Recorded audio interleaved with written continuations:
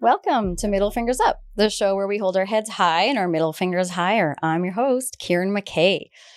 Okay, so today we have a very special guest with us, Bhavin Bhadresa, so I don't even know where to start. I'm starstruck here. He is an extraordinary Indian-Kenyan-Londoner, a visual artist. So Bhavin is the creative force behind, Bhavin has to tell me if I say this right, Sachi art? It was close. Hi, Kieran. It's Suche art. Suche. Because when I read it, I was like, is this a clever way of saying Sachi, which is like a way in Punjabi of saying, yeah, really, really, right? So I was like, I forgot to ask you that in the beginning. So no, but it was a good guess. But it's based on the Gujarati phrase Suche, which literally translates to what is it? What is it? Okay, Suche. Yeah. Okay, so what I wanted to continue to say here about you is what captivates me about your artistic expressions is this like contemporary spin that you have on South Asian household sayings, emotions, nostalgia, just all the influences that have shaped so many of us that grow up in the Western culture. So to me, your art, what drew me to you was that your art infuses this like humor as well as beautifully bridges the gap between, as I said, the Western and Eastern culture.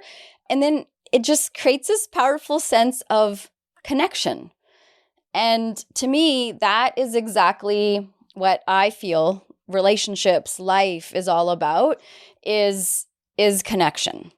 And your whole unique talent just lies, in my opinion, in the art of building these bridges that unite us across cultures, traditions, experiences, distance.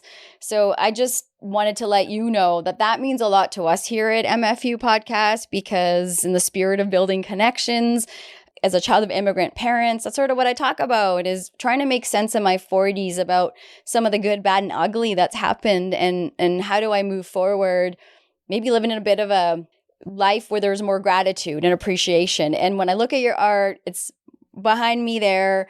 That's what you bring. You bring this level of connection and this feeling of identifying. And I want to thank you for taking the time of being here and talking to me. Well, thank you so much. It's absolutely my pleasure to be here and to have this conversation with you today. And I'm sort of it's amazing hearing all that, but I'm kind of pinching myself because I kind of feel like, who's she talking about? Is that me you're talking about? Because you start with this imposter syndrome. The term gets thrown around a lot, and I think I'm a little bit past that. But you're always second guessing yourself. You're always second guessing what you're doing. But the most kind of rewarding thing is when I hear how people feel about the work, rather than just a 5-star review, for example. But when I actually hear that it's impacted someone in a meaningful way, that's a real motivating factor for me. If you were here in my house, maybe one day you'll come over to Alberta, Calgary, and visit us, and we'll talk. But if you were to like walk around my house, and those that know me, I always have, and I'm sure many do, these pop culture references, rap lyrics of B.I.G. and Tupac, and just sort of things that we all grew up with in the Western pop culture. My bathroom is my favorite place to frame these sorts of cards and wrapping paper and art and all these sorts of things. And so I've always had this love and passion for that. And so last year, about this time last year, your website, your artwork just sort of like, pops up, and the colors, and seeing the sort of artwork that I have framed around my house that you buy at these cool stores, but then seeing that with pop culture references that I grew up with. You know, like I always hear people say, how did you grow up in Canada, but you didn't know that band, or you don't know that, you know, person. I'm like, man, I grew up in Canada, but my household was so like, we grew up with Bollywood. We grew up with our customs. And it's so nice to have come across your website and see all this artwork. And so I immediately sent your website to my sister-in-law, Nana, who's been a big supporter of this podcast, and she's my brother's wife. I love her to pieces. And so I was like, oh my gosh, can you, we have to get this artwork. And so, you know, we kind of never really talked about it. And then for Christmas, she had me as Secret Santa. And I had one of your art pieces all wrapped up, and she had, you know, she's so thoughtful, went and purchased it and went through this whole framing ordeal. I was saying to you, just wait till I tell you. There's like a craft store here in Canada, I think in North America, called Michael's. I'm sure you have big, you know, huge craft stores where you can buy anything and everything. And so you go to frame it, and the frames are expensive. And so as you were asking about the matting and the framing, I couldn't afford it. It was way too expensive. But the store accidentally ripped your picture. Oh, right. Which was really good for me because they replaced it with the super expensive gold frame that I have with it here behind me. So it was this whole ordeal. And so I had to wait. I think I just got it a couple of months ago. So I got this as a gift in December, and only a couple of months was able to actually hang her up. That was my rambling, which was being able to have Indian pop culture references and sort of how sayings, things our moms and grandmas and aunts say when they sit around and have tea, all these sorts of things that we grew up with. Is so cool to be able to hang on your wall or have up. So thank you so much for going ahead and trying to bridge that for many of us that grew up with the Eastern and Western mix. Yeah. Sure. Thanks for saying that. I mean, I think the key thing for me there is that you felt seen in the work. And kind of when I'm thinking about who's going to buy this artwork and where they're going to put it and how they're going to feel about it, the kind of driving factor is that, like, things are getting better for you know, I like to use the word global majority people, which we are. Things are getting better for the global majority in that, in terms of representation, each day there's some progress.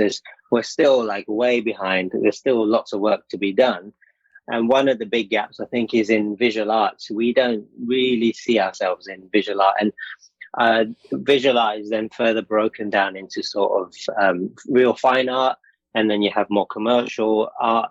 And I think I sit somewhere sort of around the commercial sort of medium, I think, because you have amazingly successful South Asian fine artists who are photographers, who are sculptors, who are painters. And rightly so, their subject isn't always South Asian or Indian or to do with their roots. And why should it be? An artist is just an artist, and they should be able to make whatever they want. But the gap for me was, like, for example, you can walk into any IKEA across the whole world and you will find prints for New York and Paris and Los Angeles and all these things where there's these cultural references that we've seen again and again and again. But where can you go and buy or where can you find quality artwork or, you know, graphic artwork that tells the story of who you are in a store? And the answer was you can't. You either make it yourself or you don't have it. And so I started making it myself. That's amazing. So your point about, you either make it yourself or not, what I love about that is, I don't know for you, but for me growing up here in North America, for some of us that we call our, you know, global majority, I love that. The connection piece is lost and you're kind of searching for it. But sometimes we don't realize that as we're growing up that I'm missing something. And so for me, you know, I just really clutched to all of the North American pop stuff, the Britney Spears and all that kind of stuff growing up. And now when you reflect back, as we get older, we think, oh, okay, these are things that I wish I had spent more time getting to know, or now that I know myself better, I know that I want that artwork up on the wall, or I want to be able to share that with friends. I was talking to a friend this morning about this recording, and she was searching you up, and she's like, oh my God, this is amazing. Like, I'm going to pass this on to my Indian friend who has been talking about where can I find artwork or representation that I can have on my wall that is not just family pictures from a wedding, right? So I'm curious, like, what kind of feedback have you been getting from folks? Like, how have you been received?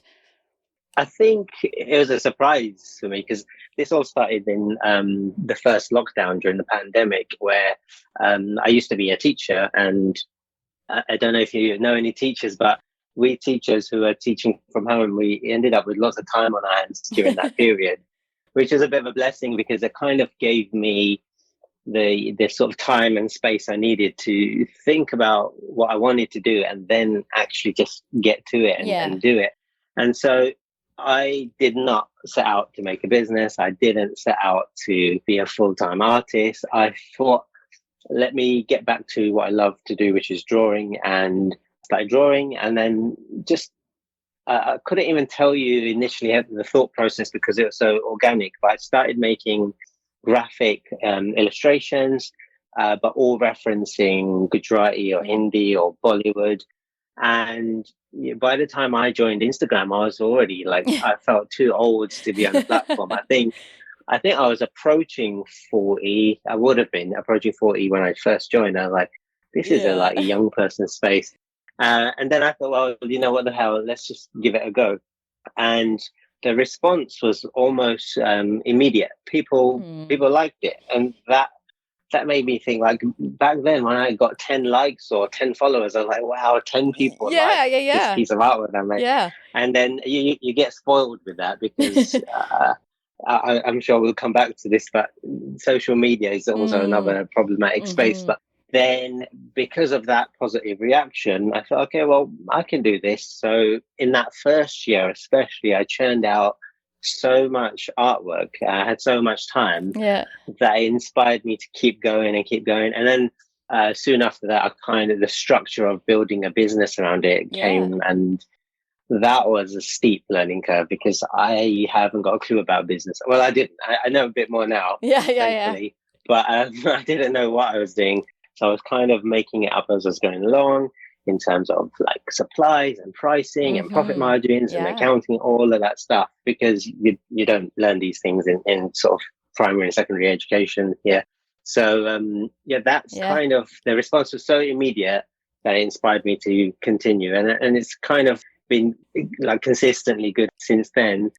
The only thing I would say is I haven't really made space for people to have a direct dialogue or communication with me. I mean, there is the social media comments and DMs, but other than that, I haven't given anyone FaceTime or sort of an opportunity to speak to me live. So those things are in the planning and they're in the works, and those things will be more prevalent this year as we go forward. Well, I do have to say, though, that you are doing a phenomenal job making your followers feel heard and seen. One way, as you and I talked about, was how I described, which I love how you caught, you felt heard. That was my whole story in the beginning about seeing your artwork and connecting. But I've been messaging you on social media. You have followers that message you, and you're such a positive influence in the way that you take the time to answer back, even if it's a like or a thumbs up. But often you have a cute little comment to say back, and I think just showing that is such a nice way for all of your followers to connect, because you have a lot of followers, like a lot. Yeah, it's growing nicely. You're so humble. Let me brag for you, please. You're blowing up. You're blowing up. Like, look, I'm all the way in this place called Calgary, Alberta, here in Canada, talking to you. Like, you're everywhere. You're blowing up. You were on a show on Netflix, right? Your artwork was in the back. That's right. Yeah, the piece you've got there was in a Disney film called The World's Best, which it was just. I'll look up the name of the director in a sec. But it was released, I think, last month, and I knew it was happening because Disney had approached me a year ago to say, can we use it, and that was all good. But then so much time had passed, I'd forgotten about it until on a Sunday morning I got a DM from a customer or a follower, and they said, your artwork's in this movie, check it out. I was like, Oh, right. That's the movie that it was going That's to be, because amazing. they changed the title of the film since we agreed the artwork usage. Yeah. But it was cool. It was very cool to see on Yeah. screen. Yeah. That's Yeah. so that's what That I was a mean. humbling moment. Yeah. That's I mean, whether you, I guess, going back to whether you set something formal up to connect or not, I guess I'm just saying I don't know if that's necessary. That's totally for you. Hmm. How you're doing it so far, I would say from all the way over here, I feel very connected to you, to your work, and I think there's a reason why you have the following you do, why your artwork is displayed on TV. So thank you Sure. again for that. Okay, so I want to ask you, we're going to go into our middle fingers up segment in a second. Yeah. But before we do that, so on your website, which is also really well put together, very easy to navigate through, you talk about, and I kind of mentioned it earlier too, you're an Indian-Kenyan-Londoner. That's right. Right? Yeah. Okay. So what does that mean? I feel like there's immigrant So, talk happening here. yeah. So I was born, I was the third child in my family. I was born in Kenya Yeah. in 1980 in Nairobi. And then unfortunately, my father passed away when I was a baby. Yeah. So my mum took the sort of brave decision to move us to London, where she had more family connections. Yeah. And she knew that she would have a support network if she came to London. And so, from the age of 2, on Christmas Day 1982, we landed in London on a snowy day. And then from the age of 2, I've always lived in London, but very much in terms of like religious and cultural practices and languages and food and just upbringing, I'm pretty Indian, I would say. Yeah. But I say that also with an asterisk in that if I think everyone has this common experience. If you're an Indian who doesn't live in India, but you go to India, you don't quite feel like an Indian. Yes. Or if I go to Kenya, I don't feel like a Kenyan. Yeah. The only place I do feel like something is London. Oh. And I wouldn't even say the whole of the UK, because the UK, like the States and Canada and loads of the world, has its issues. But London is such a sort of forward-thinking, open, cosmopolitan sort of city in that there is room for everyone to find their space. And that's why, when I describe myself, it's always Kenyan, Indian, Londoner. Yeah. Were you That's where it comes from. Were you always proud growing up with, being Indian and Kenyan and being part of London? Or I know you talk about the major influence was your Indian background. Were there hard times growing up in the sense of accepting? Because it's pretty complicated. I'm like, okay, I'm Indian growing up in Canada, but you have like these multi dimensions that you are saying, okay, I didn't connect on this end or that. So were there some struggles growing up in finding that acceptance? I think I wouldn't say struggles in that there's a huge community of East African Indians in England, predominantly in like London and Leicester. So that meant that there was always people who had shared experiences and they understood what you were saying without you even saying it. Yeah. I was really little in the 80s when racism was still pretty rife. So I think maybe that was more of an issue, but I was lucky enough to grow up in a proper sort of working class area, which had quite a mix of people. Yeah. And so apart from, and I'm not saying this is fine, but apart from name calling or people sort of swearing or shouting or using the P word, there wasn't sort of physical violence or attacks or anything like that. But I think, had it been 10 years before that, that was a whole different story for the people that came over to London in the 60s and 70s. They were fighting every day. They were sort of trying to survive. And so in terms of, I've kind of gone off track. No, you're good. You're good. Yeah. But one thing I was going to say, it comes back to what you were saying earlier about Britney Spears being your cultural reference. I think for a lot of the brown kids in the 80s and 90s, there's a missing sort of reference point for us in terms of like, all right, so we're these brown kids, we're in this predominantly white country, what we supposed to like, what music and what kind of culture and what kind of fashion. And I think this is also true of America and Canada as well. But I think the large majority kind of leaned in towards Black culture and Black music, especially. Yeah. And that was certainly true for me. And I think there's a bit of a divide in London, the East and the West. And I think there were two subcultures. There was the Punjabi Bhangra subculture, and there was a Black hip hop culture. And so many people could relate to one or the other, or both.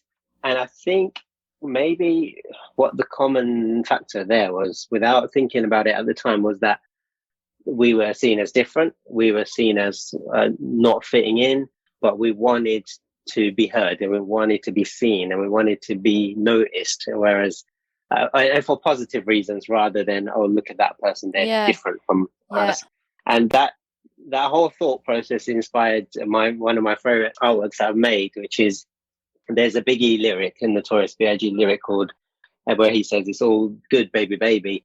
And so that, because I'm like humming hip hop sort of melodies and spitting terribly lyrics all the time. And Biggie's one of my favorites. Oh, I have him framed up on my wall right now. Oh, do you have one of those? Yeah. So I thought, the Gujarati community are quite proud people.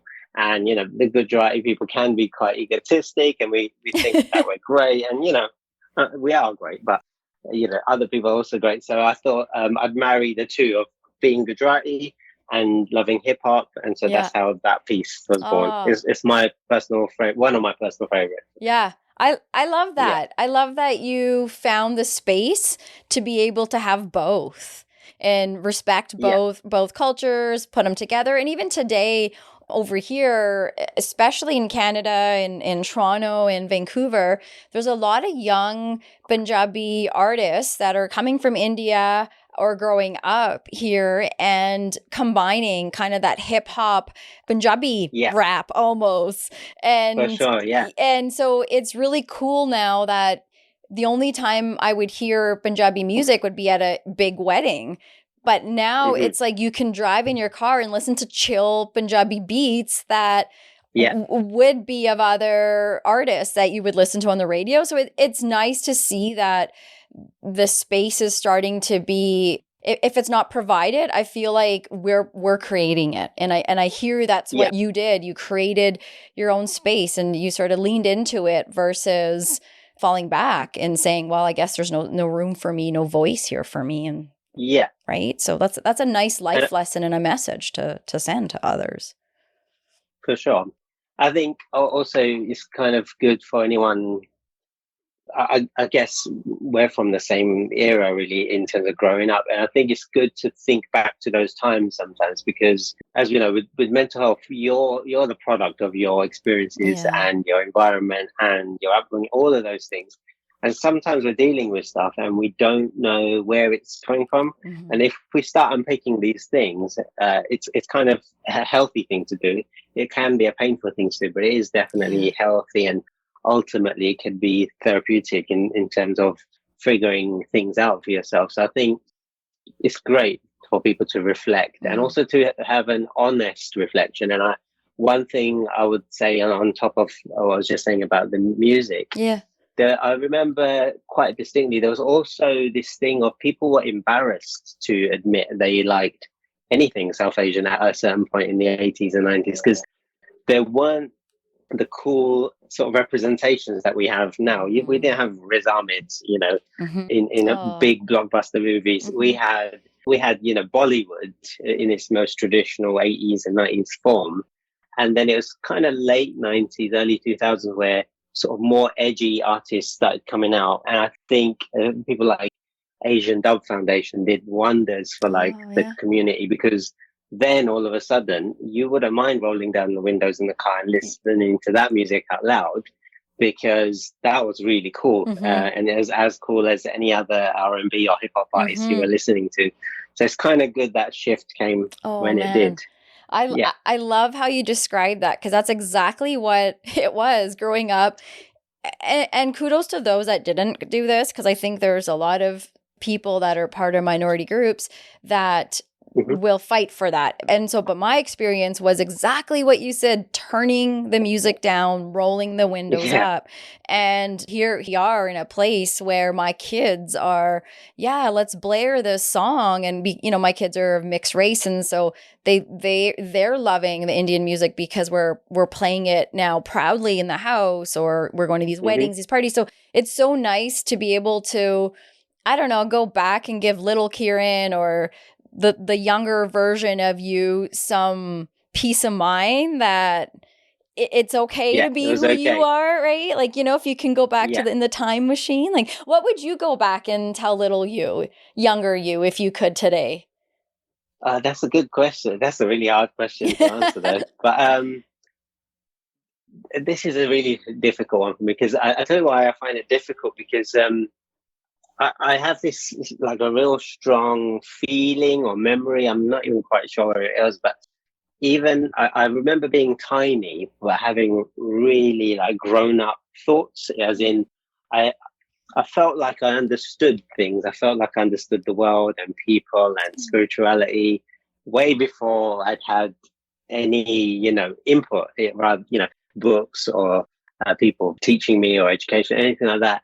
And so I'm not sure what I would say. I would say you're doing a good job. Keep going. Yeah. I would say keep making, because there was a time where I stopped making, and that's kind of where I've got no regrets about my career, but it's taken me this long to become an artist, when maybe it could have happened some time ago.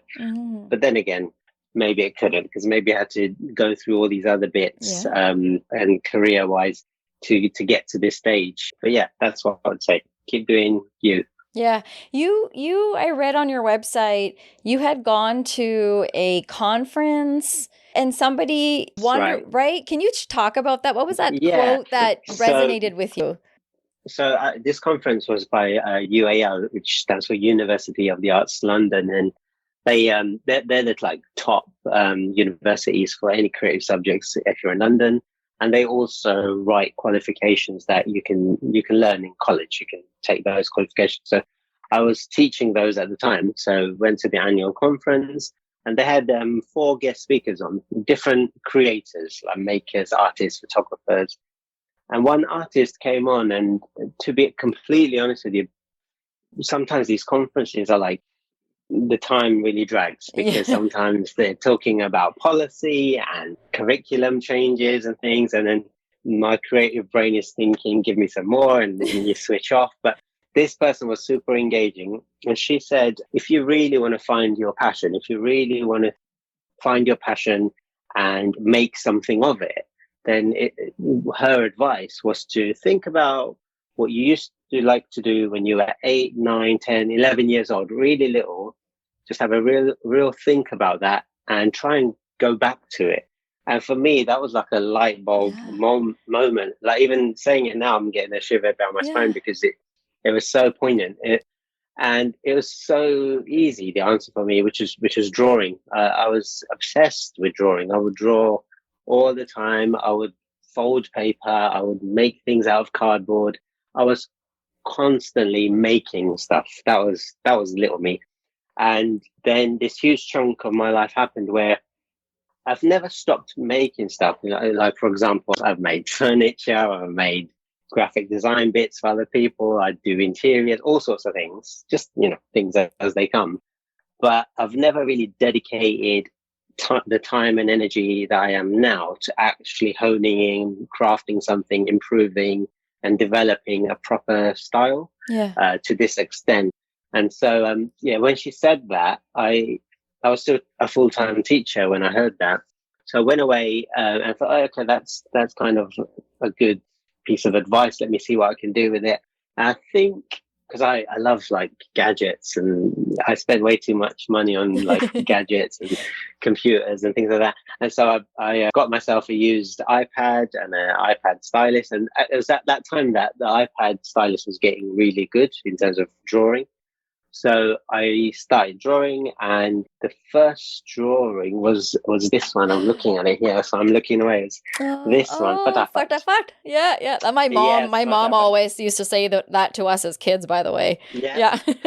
Which means I like hurry this up, one which 'cause means hurry up. Let's go, right? Like, come on, hurry it up. does, like make it snappy. Yeah. That's what it means. Yeah. And so that was made on the iPad. And I was like, okay, this is fun. That was my initial thing. And then it was through encouragement from a few friends and some family members. They said, I'll put it online, see what happens. And this is like when I was saying, I'm too old for Instagram. But that was the first thing I think that went online, and they got it got a good response, which made me think, actually, there's something here. Yeah. Oh, kudos to that speaker for saying something like that when you go back, right? Big time. Yeah. Sure. It's a nice way to reconnect with ourselves, and I'm just like picturing little you drawing. And so what like, did your mom support it? Like, I'm a mom of kids that age. I have a 9-year-old and a 12-year-old. And when they whip out the glitter, which I don't even allow in my house, the glue, and their boy creative juices are going. My husband's always like, you got to let this happen because they need it.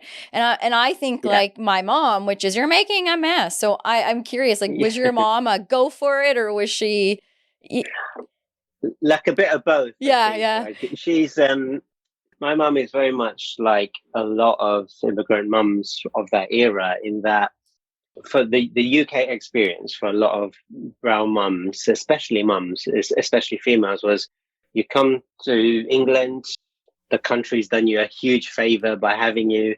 So you be quiet, you don't make a noise, you get on with life, and you raise your kids and you educate them. Mm-hmm. But at the same time, a lot of people were forgetting their own identities. But my mum, so she was sort of in front of people, she might be more like, oh no, put that away, don't make me sit down, whatever. Mm-hmm. And so when we visited people's houses, we were always really quiet and really polite and all those Didn't things. Eat anything, but, right? Don't eat anything. No, didn't touch, and it didn't move, I think. And then when this just reminded me of a piece of artwork I'm going to come back to. Okay. When she used to say that, taught us about behaving at other people's houses. But at home, I would make such a mess because I didn't have, we didn't have a lot of money growing up, so we didn't have loads of toys and things like that. But I didn't really miss that because I liked making way more. So as long as I had sellotape, scissors, paper, foil, card, I would make all sorts of elaborate things.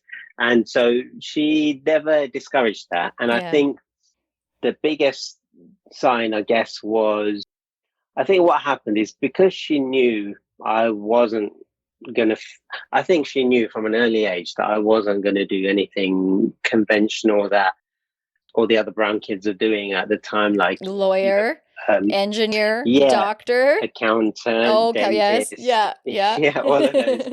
And it wasn't that I wasn't academic, because I was fairly academic, and I do like academia, but I think because she saw I was the youngest, but I was also in lots of ways the most capable, in that I probably needed the least amount of parenting out of everyone. And so I think she must have had a quiet confidence that he's going to be all right, whatever he does. And she did worry when I said I'm going to do a degree in fine art, because when I remember being 18 and college finishes, and then people ask you, what you're going to uni, great, what you're going to do. And when there seemed to be more weddings growing up. I think people used to invite more people, so it felt like there were more weddings. There were 15 weddings every summer or something. So at every wedding, that's when you'd meet your aunties and your massies and stuff. And the massies would say, "Oh, what are you doing at uni?" Then I'd say, "I think I'm going to do fine art for the next 3 years." And then I was met with a complete silence, because it just went over their head, because they couldn't even relate to the words fine art, because there's just no understanding or knowledge. So it's kind of good, because I didn't really have to explain myself too much. But a few times with the uncles, I had a couple of conversations, and this also happened when I was quite a bit younger, whereby people outside of my family would say, "Oh, that's great. Drawing, painting, it's all great. It's a good hobby. Why don't you like carry on doing that as a hobby, but go and do some more academic things at college and your A levels, maybe Yeah. do maths and biology and things. And I was like, because I don't want to. And also I was thinking, who are you to tell me? Because Yeah. if my mom's cool with it, then we're cool with it. And Right. that's kind of, that's how it was. Oh my gosh. That's Yeah. hilarious. Yeah. Okay. I also want to remind you, you had another point you said you wanted to come back to. Do you remember what that was? This idea of like behaving yourself. Oh, yeah. Being a brown child, there's this thing about behaving, and I think it extends way beyond actual behavior, like be polite, be kind, be nice. But it also like means fit in, do what's expected of you, think about the family. Don't be seen, actually. Yeah. Like be hidden in the background. Yeah, exactly. And so this artwork, I'm going to show you another one. This one is called Tera Baap Nu Ghar Che. Or in Hindi, it would be Tera Baap Ka Ghar Hai. Yeah. There's a Hindi version coming soon.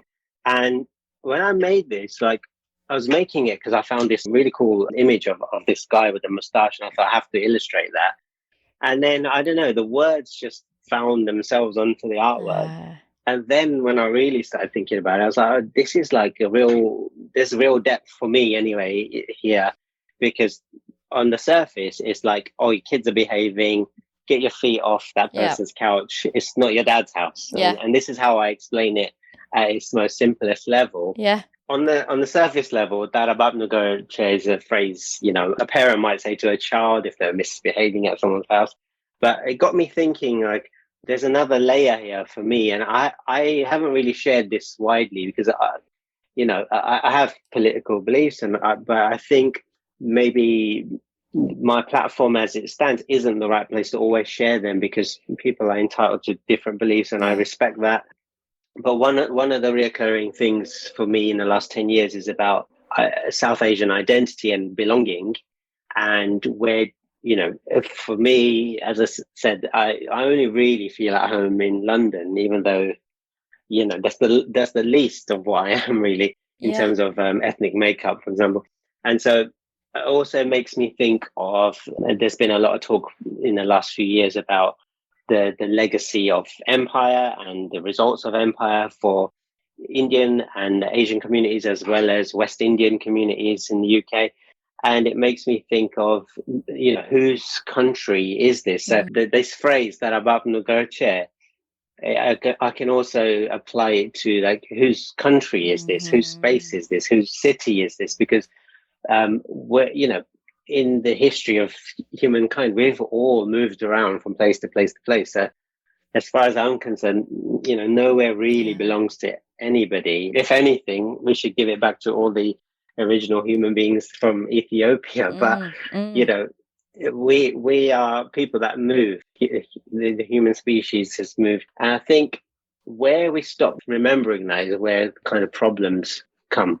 It's important for anyone in the space, any creative space, or any sort of outward facing space, to have a think about belonging. And I think we talked off air earlier about one of your recent experiences, and that got you questioning things. And I think it's, even though sometimes it starts in a bad place, it's a good thing to be questioning representation, who you are and whether you belong, and not to just take it for what it is. Otherwise we can't change anything if we just sit down and take it. Oh, that's so well said. I really appreciate how you talk about where your inspiration behind your art comes from, because anyone buying your prints is going to take their own experience. However, to take it a little bit further, for so many, especially South Asians, that would connect with what you're saying is, when do you fit and where do you fit? And those are conversations that guests and I have had, and just lots of people off the record, off the air, are talking about these days. And okay, so our parents came here and fought really hard to stay unseen, be appreciative, as you talked about with your mom, be grateful. My parents will never, ever speak ill of Canada. ever because of what it's given them. However, I feel guilty sometimes speaking ill of the experiences that we went through, and sometimes you feel really seen and heard when you have people that share similar experiences out doing work in the way that you have been, and creating these platforms for people to be able to step up and say something. And even if that is buying a piece of artwork, framing it and hanging it up on their wall, it's still saying, Sure. hey, let me tell you about this piece. This is where this comes from, right? And I think that was a really, really well-spoken story. So I'm going to pause and get us to do our middle fingers up segment. I just am really appreciating this conversation. I just want to tell you, like, thank you so much so far of no worries at all. Staying here with me. I know it's late for you over there. I'll try not to keep you that much longer, but I'll tell you why first, though. The reason why I'm so appreciative is just the way you share your stories. I'm sitting here quietly being like, oh my gosh, thank you. And again, it goes back to connection, right? Like that's what it is hearing you say that. So, okay, MFU. So middle fingers up. So we do this segment. It's really about getting something off our chest that has been on our mind. So maybe you have something that's light. Maybe you have something that's a little bit more meaningful. It's kind of your opportunity to share what you want and get off your chest. Okay, so what would I put my middle finger up to? Yeah. Lots of things, like big and small. But I think, like, generally, I'm a pretty sort of positive person, and also, I'm not naive. I know there's also such thing as toxic positivity, where you can just pretend like everything's fantastic in the world. I'm certainly not that. I know there's work to be done, but I'm positive that the people have the capacity and ability to do the work. Yeah. And it's kind of like sometimes the more we support each other, the easier those things become. And, we can achieve them and accomplish them. But to be more specific, I think middle finger up to this idea that if you're a brown creative, then you need to make brown content.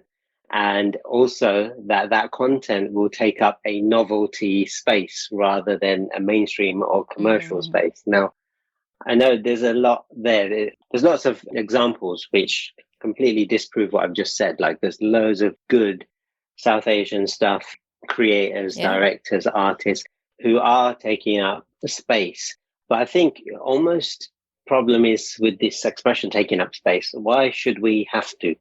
I want to live in a world where when you switch on the TV, it's not predominantly one color or one language or one set of ideas. And I think that's obviously a long way off. But there are lots of good things happening. So now when I don't know, launch Amazon Prime, I'm greeted with loads of Asian dramas and shows, and like Made in Heaven season 2 is coming back, and I'm pretty happy about that. There you go. There you go. I feel like it's happening, but it needs to happen faster. And also, in my own experience, when it has happened with myself, with my former students, when they've had opportunities, there's a danger that your space is only created because it's a tokenistic exercise for the person that's doing it. It ticks a box for them. It ticks their social responsibility box or their ethnicity and diversity box. And that's rubbish. That's BS. And we need to stop that. And also we need to stop pandering to that. And I think really the way to do that, it seems to be to get creatives who are different in terms of language, culture, religion, skin tone, to be in positions where they can be in charge. They can bring other people up with them, maybe even as far as a bit of positive discrimination, because it works great for certain communities and certain groups. Because if we always rely on the existing structure, then we're always going to have this battle. Whereas if we create our own structure, the opportunities are there.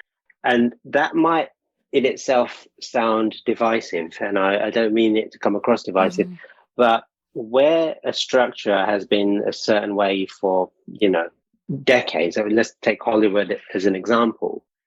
you can't infiltrate it and change it from the inside. So what you may have to do is do your own thing on the side, and until people take you seriously, then the integration can happen, and then the crossover can happen. But I think it's important that if people feel that and they see that, it's then important to do your bit and give somebody a leg up or a hand up or pass the ladder down, as they say, and kind of know that, you know, it was you in that position not long ago.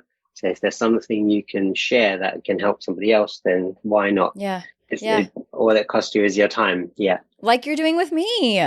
Like so many of guests like yourself, exactly what you're saying, which I appreciate, is taking the time with others that were in the place you were in, but also just, you know, sometimes when you have to fight hard as immigrants, I think what happens is you start turning against each other versus towards each other. Yeah. And so for me growing up, there was always this jealousy and competition with brown girls. You know, you could be the only brown girl in the room. And and we sort of didn't recognize how we were being pinned against each other. I think that what you're saying resonates, and I think I'm getting that. And how can we start to turn towards each other? Because like you said, for decades and centuries, we've been taught to turn away from each other. I like what you're saying. And it was a roundabout MFU. It was such a kind, which is so you, such a sweet, kind way of putting your middle fingers up, but doing it in shedding it in such a nice, positive light. And I throw mine out the window and I'm going to join you because I like what you're saying. And I appreciate the support from someone that's doing as well as you are. It's definitely, but I think like it's okay to be angry. Like I know it sounded kind, and that's usually my way because I try to make peace. I'm a peacemaker most of the time, but I think it's okay to be angry that things are wrong. It's okay to be angry that representation is not there, and then when it is there, it's tokenism. Because I think sometimes the anger or the disappointment can be just the fuel a young person needs, or to kind of get out there and start making changes. And one thing I hope to do more of this year is it's in my nature to sort of educate and teach and pass on. I've been doing it for the last 18 years. Students must be so inspired by you, because I'm like, same thing. I'm like, oh my gosh, yes. I'm inspired by them because some of them have gone, well, lots of them have gone on to do amazing stuff. And I think what's nice about sort of having worked in education is that never leaves you, for the good and the bad. So, I'm probably institutionalized. I have a whiteboard in my room with a timetable on it for my week. But the good stuff is I almost can't keep a good thing to myself. I have to put it out there because I think, that person and that person and that person could benefit from it. So the plan is to somehow, haven't figured out the format yet, but the plan will be to share knowledge that I have and provide a talking platform where, it might turn into a sort of a mentoring thing. But, nice. And if anyone's listening and is keen to learn about what I do and how I do it, where I got to in the last few years, I'm happy to answer those questions. So, that's to come. Yeah. There's a place that I used to work at. They used to have these organizational ethics that help build organizations and companies, things that you follow. Yeah. And one of them that I always loved was this ethic of gift sharing. And it resonated with me because it's sometimes, again, in society, when you're really good at something, you feel the pressure to hold it closely because you're worried someone might take that and then be better, and you worked hard to get where you are. But this ethic of gift sharing is the opposite of your skills and talents are gifts that you hopefully share with others, because that might inspire and influence someone else to do something. And there's no comparison. It's not, well, one's better than the other. It's we're all contributing together at the end of the day for the greater good. Yeah. Putting a platform like that out, I think, is a great opportunity for young people and many people that want to just talk. So I hope that you keep in touch and you let me know how that starts, because I'd love to learn about that and see how that goes. Okay, so I also wanted to, you talked a little bit about sort of like your passion and what led to, you know, during the pandemic, you to feed back into your artistic creativity. So, and if you could just break down a little bit more, because I also appreciate you and I've talked about in the beginning, you talk about this on your website, you say the idiosyncrasies and traditions that shaped your multicultural upbuilding or what you're doing through your art. So I'm curious about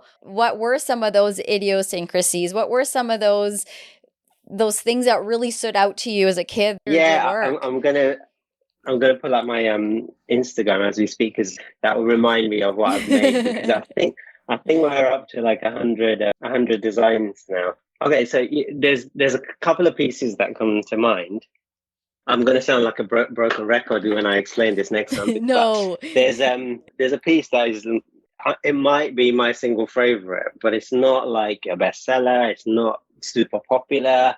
But if anyone ever buys it, and people do occasionally, it puts the biggest smile on my face, because I think, okay, you've seen what I wanted you to see, and that is, it's a TV remote control covered in plastic. And and you're laughing, so I think you might get it already without anything else being said. And for me, that is like the common experience that I would extend it beyond South Asian and brown people. I think any immigrant, any working class family can relate to. You work hard, you earn some money, you buy a nice TV, or you buy a nice chair, or you buy a nice sofa, and then what do? You protect it. Yes. You cover it in plastic. You don't ever touch the real thing. You always cover it in plastic, because we had to work hard, we had to save money, we had to then protect this. And this idea of protecting things, that's part of the immigrant story and the immigrant experience. And we as kids would get really annoyed about these things. I remember this one aunt whose house we had dinner at so many times, and they had plastic covered chairs, which is a bit excessive. And we would take the mickey out of them and make fun of them.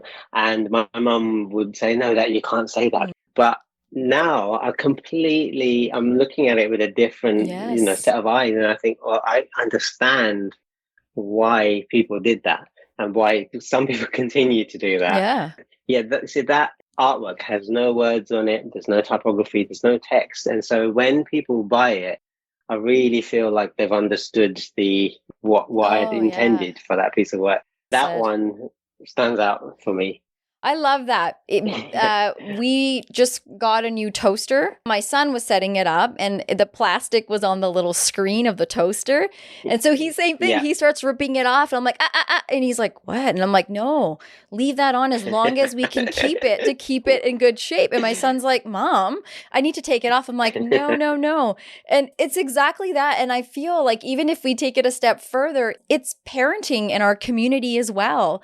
Anything that is your prize, that you love so much, whether it's material or your baby that could be grown, to protect. Right? A 3-year-old human being, but still your baby. You have to keep the plastic on them and protect them.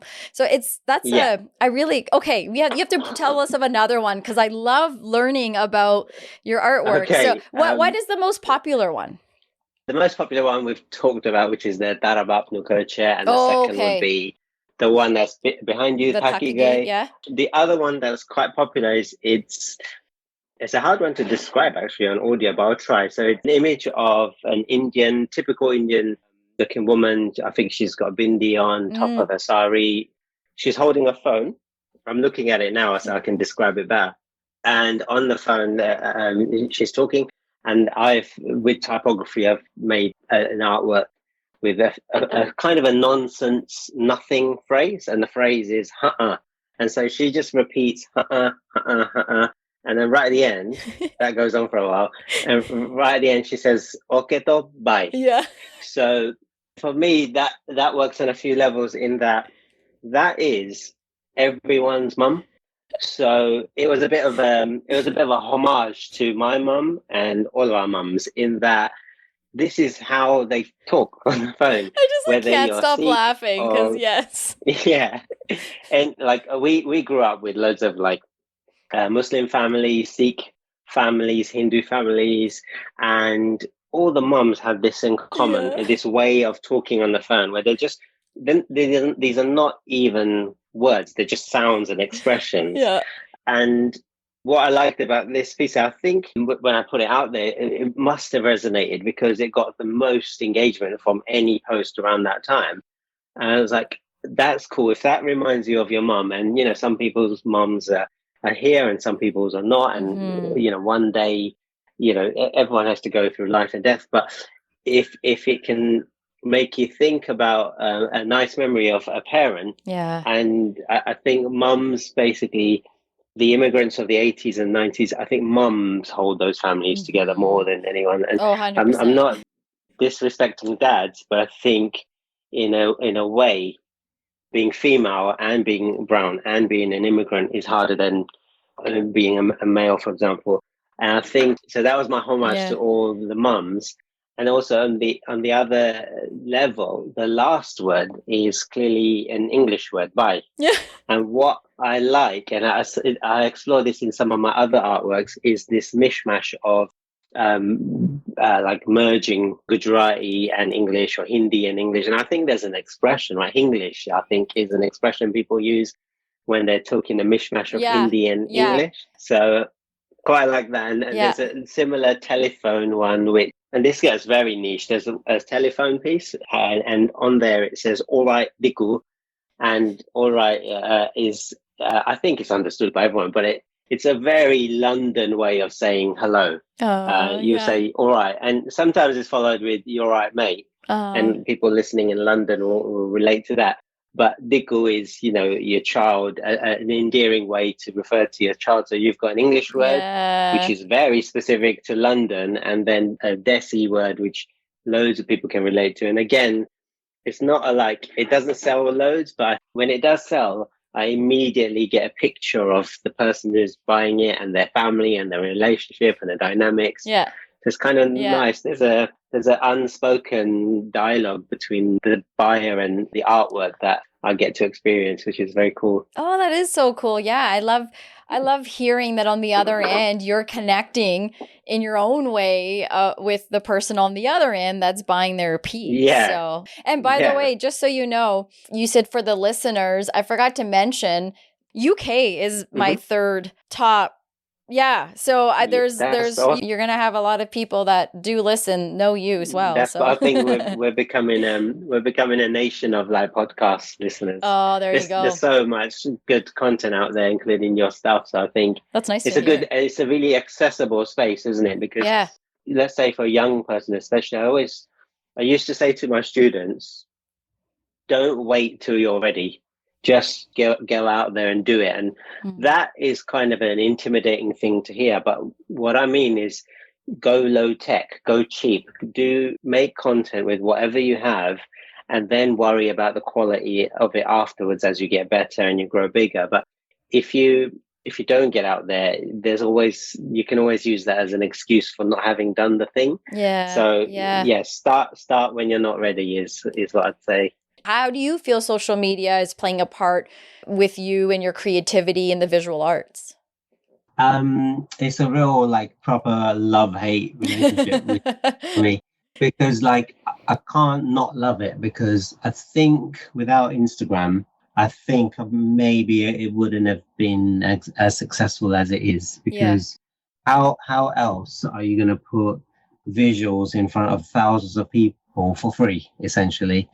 And Instagram, for all its fault, it is a platform that allows you to do that. And from all the platforms for visual artists, I think maybe it's the strongest, most solid one.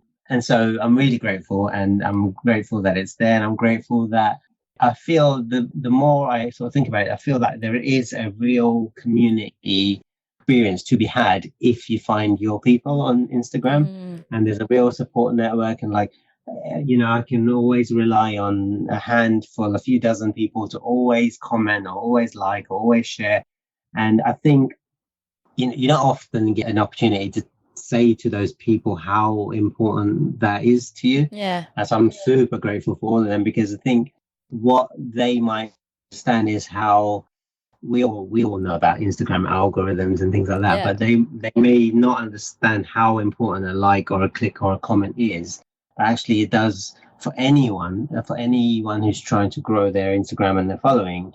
Those things are really important. So if you have friends or family who are trying to do something on Instagram, the best thing you can do for them is to make a conscious effort, not just to scroll past, but actually engage with the content. Yeah. So I think Instagram has been fantastic for me, even though I thought I was too old to join it. But it's okay. I think everyone on there is getting older with me. So it's we are. But the only thing, the reason I say it's a love-hate relationship is what's hard to swallow sometimes is like you're a podcast creator, I'm a visual artist, but it seems like we're at a period in time where it's no longer good enough just to do the thing that you're doing, but you also have to sell it. You also have to market it. You also have to shout about it. You also have to let people in on your life and show them the process and all of those things.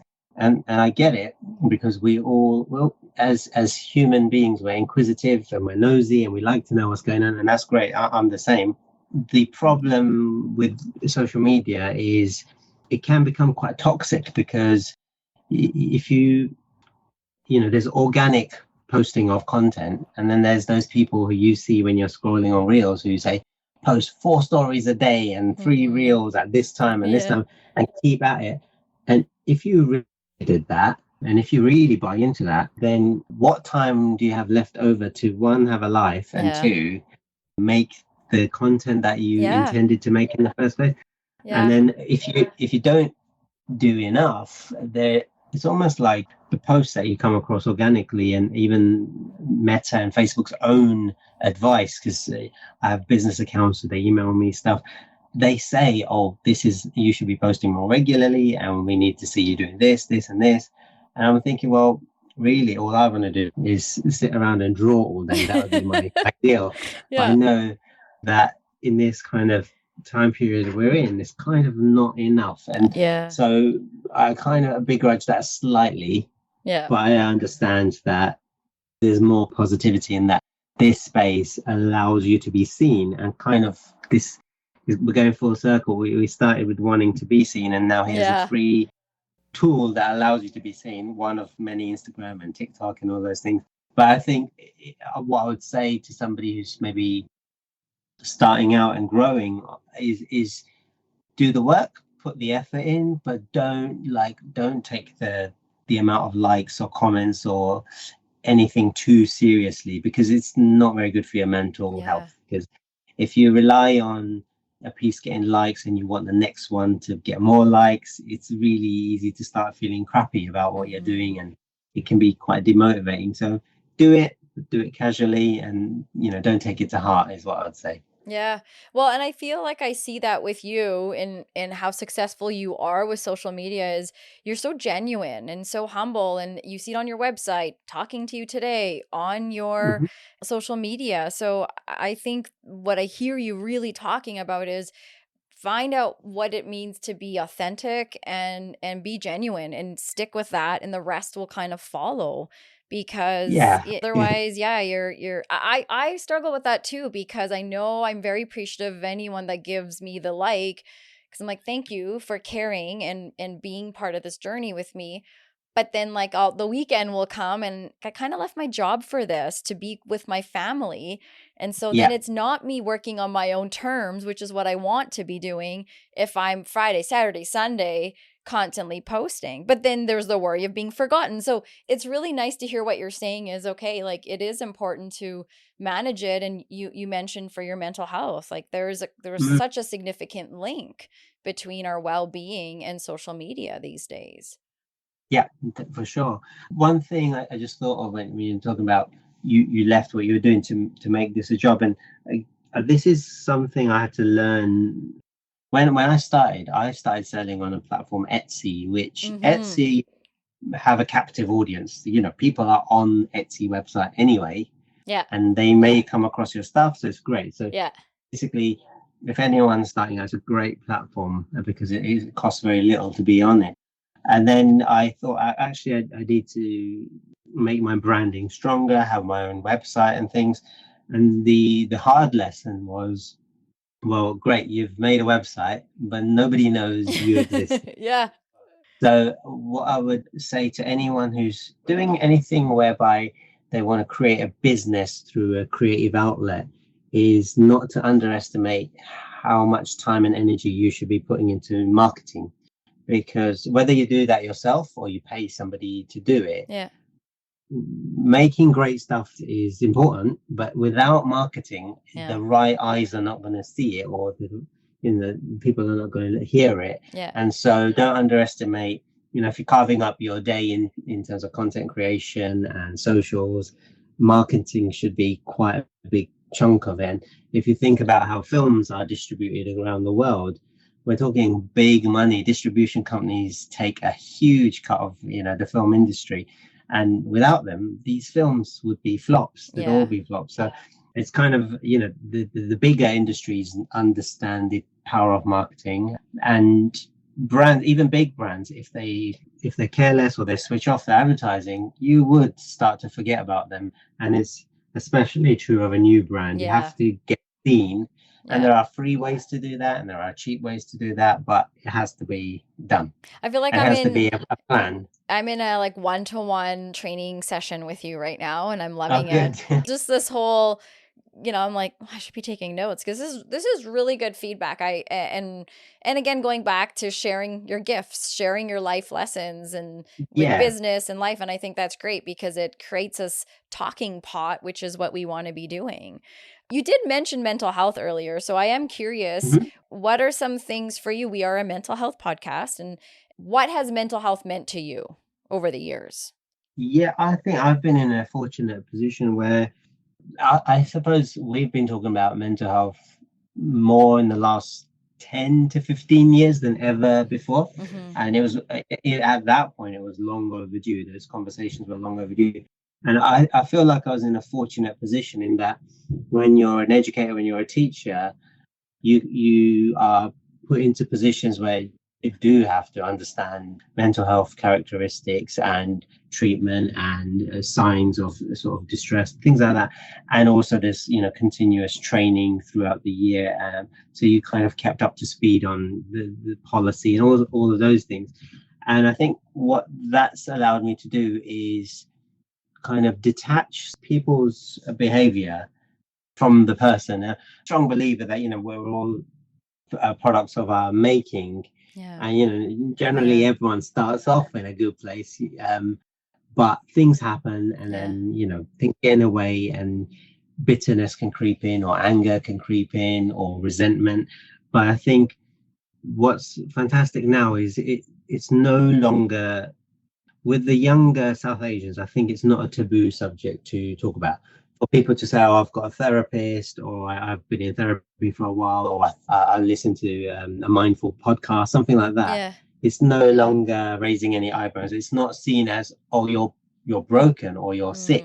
It's much more of a proactive look. And just, this goes without saying, but just like we exercise for our physical bodies, we need to exercise for our mind. And for each of us as individuals, we need to find out what that is. And for, the Japanese have forest bathing, which I like the idea of. I don't live near any forests, one day maybe. But there's always a thing. It might be watching a trashy TV show that takes you to a far off land in your mind. Whatever it is, you have to prioritize it. And one thing we're not good at in sort of wider, I'm generalizing here, but in South Asian families, looking after ourselves, because there's this notion of that your parents worked so hard, they were immigrants, they gave up everything, and now you owe them your whole life. And that's great, but I honestly don't think anyone's parents want to see them unhappy or miserable or suffering depression. And because they're carrying that weight on their shoulders. And if you want to be good to others, it has to start with being good to yourself, because you can't really be good to others unless you're the best version of yourself, because then whilst you're helping others, you're suffering inside. So I think it's important for people to recognize Yeah. if there are things that need improving, and then figure out what works for them Yeah. to Yeah. whatever outlet Yeah. that might be. Yeah. I think you make a really good point, and a common thread with most guests that come on here is say exactly what you said, which is, how do you learn to start with yourself? Because Mm. we always talk about that whole airplane scenario. Put your oxygen mask on before you put Yeah. on someone else's, right? And The it's a infants, yeah. yeah, and it's a great example of, we always want to jump to go help the other person, and some of us are really skilled and do that because it helps us not focus on the things we need to and all those kinds of Hmm. things. But I'm happy to hear that you feel overseas that mental health is becoming more of a priority and talked about. Over on our end here too, I agree with you. I think there's a lot more space for us to be able to even mention it. I have all of these resources available to us, yet for some reason, many people still struggle to live outside of isolation. So if there Yeah. is anyone listening today that is struggling with isolation or struggling to, you said, I'm going to sound like a broken record. And I feel like we have to be a broken record about things like this, Yeah. right? Sending the message of get it out, talk it out instead of acting it out. What feedback or outlook would you give to anyone listening that feels that it's still hard to speak up, knowing I have to prioritize my mental health, but I just don't feel comfortable? I think it's a difficult one, isn't it? But it has to be through connection. I think, as difficult as it might be to sometimes saying the words out loud, I'm not okay, for example, is a hard thing to admit to yourself, let alone anyone else. But I feel like without a connection, if we think we're the answer to all our problems and we can fix it, Yeah. then we wouldn't have any problems. So clearly, we're not always the answer. Yeah. We can help ourselves, but helping ourselves doesn't mean not using resources. And I feel like, you're in Canada, where I'm in London, in England, and there are loads of resources out there for mental health and people who are, it could be, very specific. So people who suffer social anxiety, Yeah. or more serious, that people are, really unhappy in their lives that they're living, or suffering domestic violence or whatever it is. But there are places, professional organizations that will help you. But even if you find that's not accessible, I think telling a trusted friend or relative has to be Yeah. the starting, Yeah. because one, when you share a burden, there's this expression that it's halved, isn't it? That the weight comes off your Yeah. shoulders. So it's kind of nice, but that's easier said than done, because sometimes if people are really not in a good place, it can be hard for them to trust anyone. Yeah. At which point, I would say talk to a stranger who's a professional, and there Yes. are services available, aren't there, worldwide? I think you make a good point about talking, finding connection. And I appreciate the second part to that is sometimes that connection may not be the loved one or the friend, but a stranger like a therapist is an excellent idea. And I think sometimes folks struggle with the reaching out to a therapist because it's like, well, if I can't talk to my husband or my sister, then how could I speak to a therapist? And I just remember, and I had talked about this on a previous podcast, like the first time I sought counseling, I was 14. Something really bad happened. So I went to my high school counselor. I remember talking to him about it. But what I remember about this story is when in a recording with a therapist, I had mentioned it, and she said, okay, well, like, what did that do for you? And we both came up with this little analogy or description that a therapist is like a container. Like they can, sometimes you just need, like you said, to get those hard things off of our chest, Yeah. but we don't want to tell a loved one because we protect them, or we think they can't handle it, or they might think poorly of us. We don't want to let them down.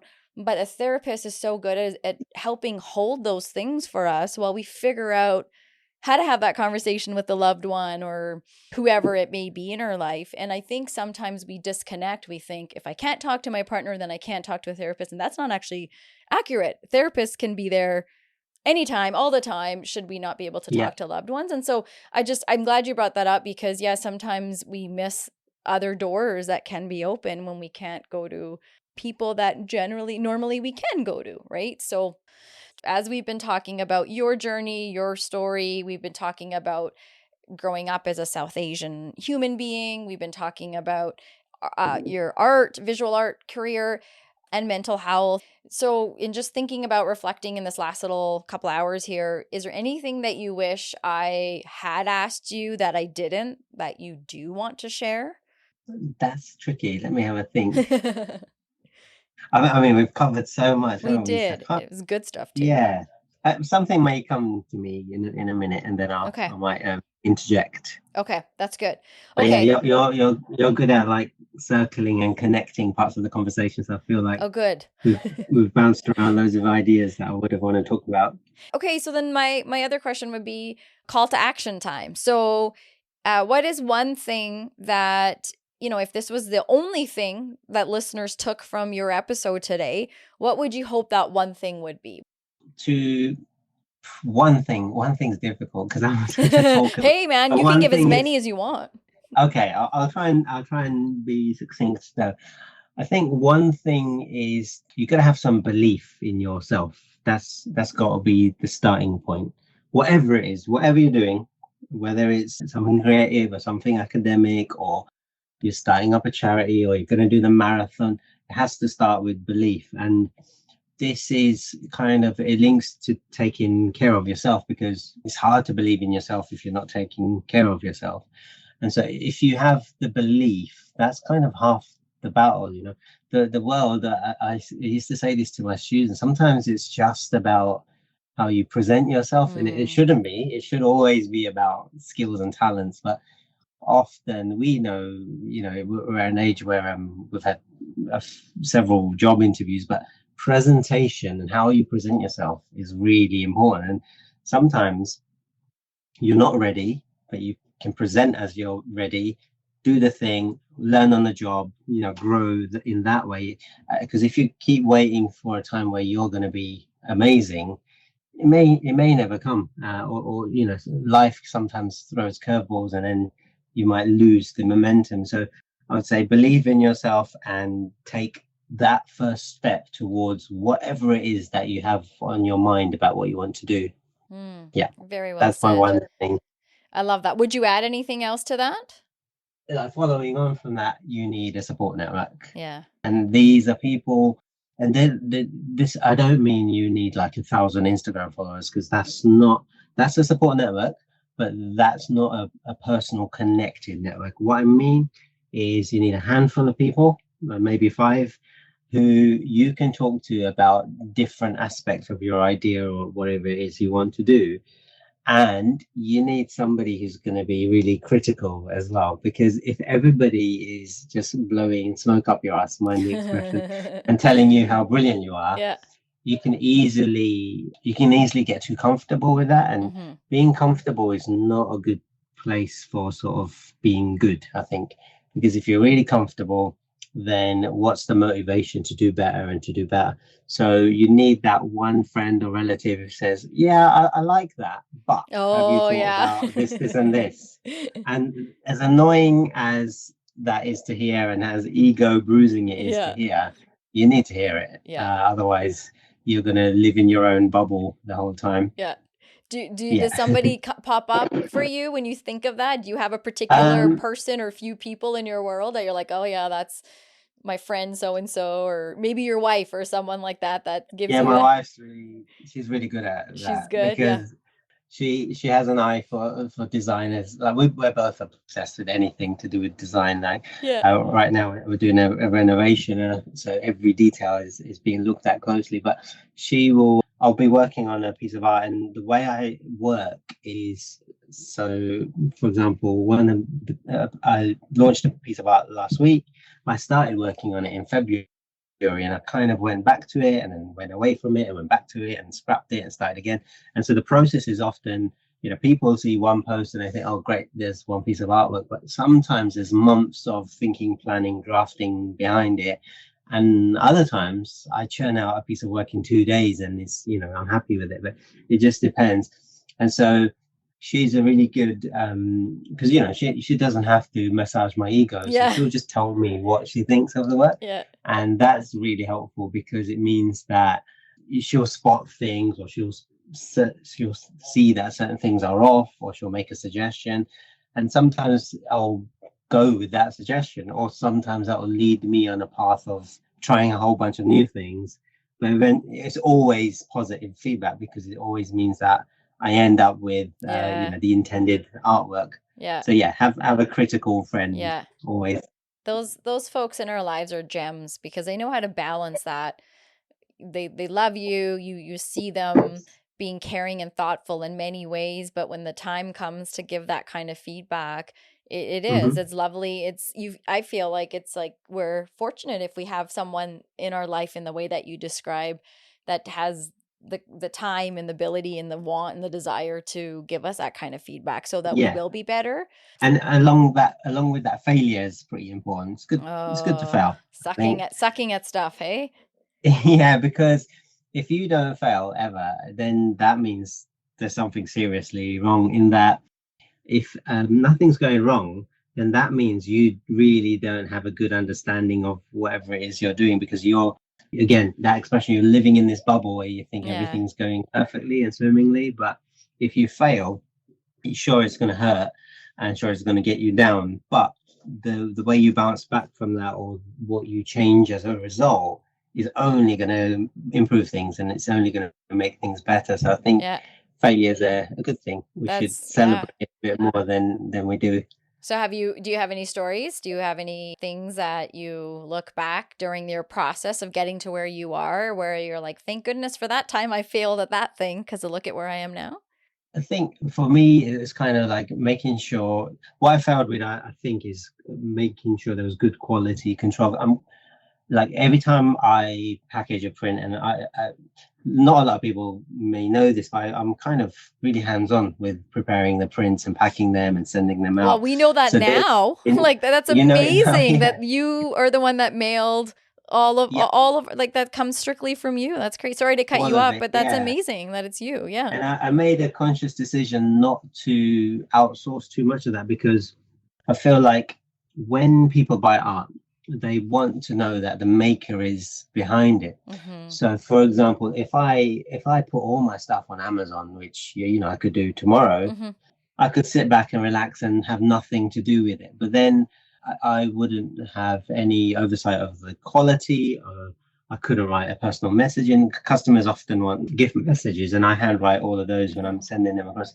So I quite like that personal connection. And it's not really, I would say I had a few setbacks in terms of making sure that the quality of what I was sending out was as good as I would expect to receive being a customer.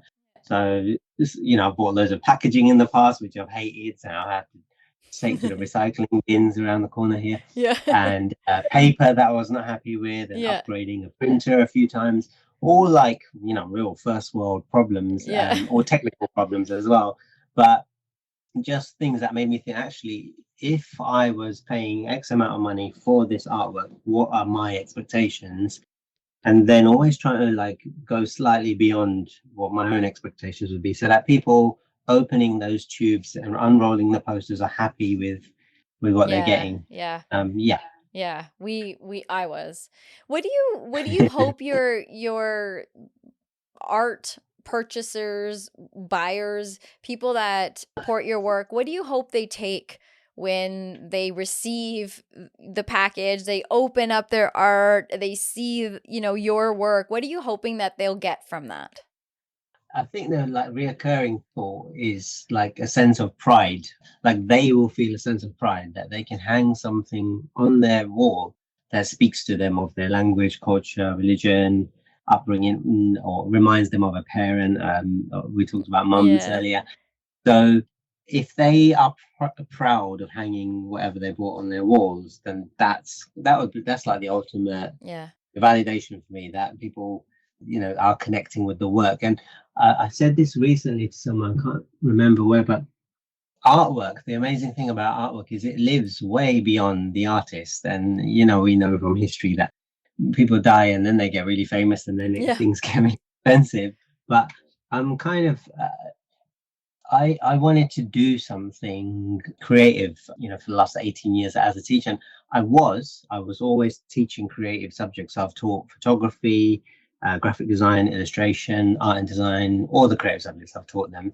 And I used to sort of live through the experience of the students vicariously, in that them making amazing stuff would satisfy my need to make amazing stuff. But then I didn't know how much joy I would get out of it by doing it for myself again, because there was a big gap between being a uni student making art. I made like crazy things on my degree. Like, I don't even know where those ideas came from now, but those things that I made at uni, and then fast forward to 3 years ago when I started making this artwork, there's a big gap. And kind of like, I almost wish there wasn't, but I feel like now I've got more to say. There's more substance in the work. I've lived more life. I've had more experiences. I've got more opinions. So the work, yes, on the surface, it looks like, colorful pop art, which is completely intended, but there's layers of meaning. Not with all of them, but there's with some of them. There's definitely some depth, which I like about it. And also the fact that some people will get it and other people won't, and people will feel different things looking at it. It's all fine. Totally, right? Yeah. Yeah. And then charities, you have $1 of proceeds from every purchase going to charity, and there's various different charities. So can you talk a little bit about that and how that works for you? Because I think I've read about one in particular on your website that was like, oh my God, this is amazing. So yeah, if you could share. So we've been brought up to sort of always share, and like, as I said, we were quite we had very little money growing up as kids, and my mum, I would observe her doing things like walking for 35 minutes with like heavy bags of shopping so she could save 20p on a bus ride. And 20p is, it sounds ridiculously like nothing, but back in the 80s and 90s, if she hadn't have made those sacrifices, maybe we wouldn't be where we are today. So this idea of like kind of really respecting money and then sharing it and not kind of being greedy with it, I think it was instilled from a really young age. So giving to charity is never been like, I don't feel like, oh, I'm doing something wonderful or amazing. Just like lots of cultures have it in the culture and the religion to set aside some money for charity. I've always had that. I thought, well, now I'm in a position where if I'm privileged enough to be able to sit around drawing and then that is my job, then really I can do better in terms of raising money for charity. And then I thought, well, let me find some charities that connect to the things I believe in and the things that the work is inspired by. So, that was a bit of a no-brainer. They're all, of the 4 charities, there is a South Asian connection in one way or another. And I feel like it's because of India and the surrounding countries there that my artwork can exist, because that's where the works, language, cultures, the phrases, it all stems from there, or it all stems from people that are from there. So what better way to kind of complete the circle and give back? And I had this idea to support, I just randomly picked 4 as a number because I thought it's a manageable amount. And also I want people to know that, it's not a marketing thing to sell the work, because I'll look at this really like humble guy giving his money away to a charity. That's not the reason it's made publicly aware which ones I'm supporting. It's more that if I believe in these charities, which I do, and if I have this many eyes on my website, a nice way to expose those charities to new potential donors. And that's the reason that they're on there. And I committed to £1 per sale because I thought that's something I can afford. And also if I was doing another job, it's probably sort of what I would be setting aside anyway. But what's cool is that through doing that, I've met loads of good people that work for the charity or support the charities. And also it brings me a lot of joy reading about progress of those charities and what they do. Yeah.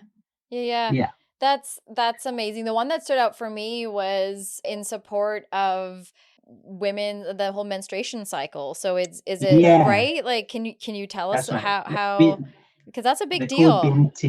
Binti period, and Yeah. they're an amazing charity in that they want to remove the taboos around menstruation, Yeah. and they have people they support in the UK and in India. And I think the work they do is so sort of groundbreaking in that it's crazy, but it's 2023 and it's still a taboo subject in some families and in some cultures. Yeah.